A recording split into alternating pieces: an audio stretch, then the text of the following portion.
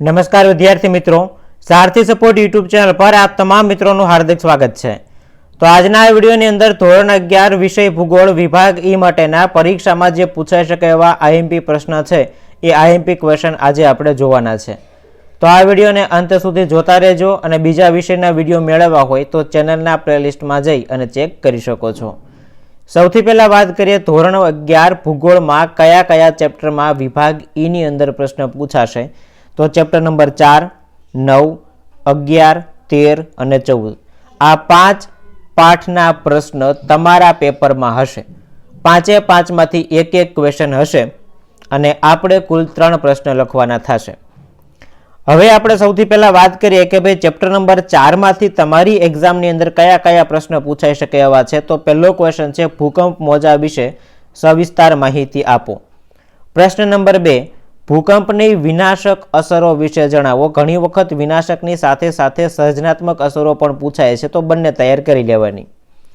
त्यार पछीनो क्वेश्चन छे ज्वालामुखीना प्रकारो जणावी दरेक विषे नोंध लखो। त्यारबाद भूकंप थवाना कारणो विषे विगते समजावो। जो आ प्रश्न छे ए घणी वखत ई विभागनी अंदर पण पूछाय छे अने घणी वखत डी विभागमां पण पूछाय छे। એટલે પ્રશ્ન ई विभागनो छे पण हकीकतनी अंदर आ क्वेश्चन डी विभागमां पूछाय छे। એટલે આ ભૂકંપ થવાના કારણો ડી વિભાગમાં પણ આવી શકે। એવો ને એવો બીજો એક ક્વેશ્ચન છે જ્વાળામુખી પ્રસ્ફોટનના કારણો વિગતે સમજાવો। આ ક્વેશ્ચન પણ હકીકતની અંદર એ વિભાગનો છે પણ પરીક્ષામાં પૂછાય ત્યારે આપણી એક્ઝામની અંદર આ જે ક્વેશ્ચન છે એ ડી વિભાગની અંદર પૂછાતો હોય છે। ત્યાર પછી આપણે ચેપ્ટર નંબર 9 ના પ્રશ્નની વાત કરીએ તો ચેપ્ટર નંબર 9 ની અંદરથી પહેલો ક્વેશ્ચન એક્ઝામની અંદર આવી શકે એવો છે સૂર્યઘાતના વિતરણ ઉપર સૂર્યના કિરણોની કોણીય લંબાઈ અને દિવસની લંબાઈની અસરો સમજાવો। ત્યારબાદ બીજો ક્વેશ્ચન છે પૃથ્વીનું ઉષ્મા સંતુલન સમજાવો। એના પછીનો ક્વેશ્ચન છે તાપમાનના વિતરણ ઉપર અસર કરતા પરિબળો જણાવી અક્ષાંશ અને સમુદ્રથી અંતર સમજાવો। ત્યારબાદ 4 નંબરનો ક્વેશ્ચન છે તાપમાનનું વિતરણ એટલે શું? તાપમાનના વિતરણના વિભાગો જણાવો। ઉર્ધ્વ વિતરણ અને ક્ષિતિજ વિતરણ જે છે એ તમારી એક્ઝામની અંદર આવી શકે।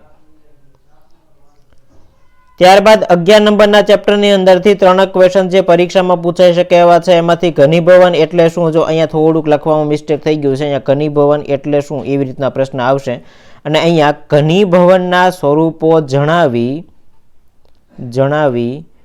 કોઈ પણ બે વિશે સમજૂતી આપો। અહીંયા થોડોક લખવામાં મિસ્ટેક થઈ ગયું છે। ત્યાર પછીનો ક્વેશ્ચન છે વાદળ એટલે શું? વાદળના પ્રકારો વિશે સમજાવો। અહીંયા પણ લખવામાં ટાઈપિંગ મિસ્ટેક છે વધારે પડતું। વાદળ એટલે શું તેના પ્રકારો વિશે જણાવો। ત્યાર પછીનો ક્વેશ્ચન છે વૃષ્ટિના પ્રકાર જણાવી ભૂપૃષ્ઠની વૃષ્ટિ એના વિશે વિગતે સમજૂતી આપો। ત્યારબાદ 13 નંબરના પાઠના પ્રશ્નોની વાત કરીએ તો પારિસ્થિતિક તંત્ર સવિસ્તાર સમજાવો। આહાર શૃંખલા મુદ્દાસર સમજાવો।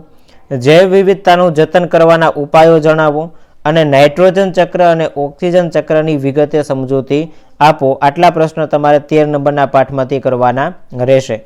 અને હવે 14 નંબરનો અને છેલ્લો પાઠ વિભાગ ઈ માટે પહેલો ક્વેશ્ચન એમાંથી કુદરતી પ્રકોપોના પ્રકાર સવિસ્તાર સમજાવો। કુદરતી પ્રકોપ અને દુર્ઘટનાઓ વિશે સવિસ્તાર સમજાવો। આ રીતનો આખો ક્વેશ્ચન છે। એના પછીનો ક્વેશ્ચન છે દુષ્કાળના પરિણામોની ચર્ચા કરો।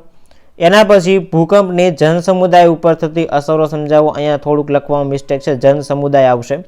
અને છેલ્લો ક્વેશ્ચન છે ઔદ્યોગિક દુર્ઘટનાઓની ચર્ચા કરો। આટલા પ્રશ્ન છે એ તમારી પરીક્ષાની અંદર પૂછાઈ શકે એવા છે। તો વિભાગ ઈ માટે 11મા ધોરણમાં ભૂગોળ વિષયમાં આટલા ક્વેશ્ચન તૈયાર કરવાના છે। તો આશા રાખું છું કે વિડીયો પસંદ આવ્યો હશે। જો વિડીયો પસંદ આવ્યો હોય તો લાઇક કરી દેજો। ચેનલને સબસ્ક્રાઇબ કરવાની બાકી હોય તો સબસ્ક્રાઇબ કરી દેજો। મળીએ છીએ નવા વિડીયો સાથે। જય હિન્દ, જય ભારત।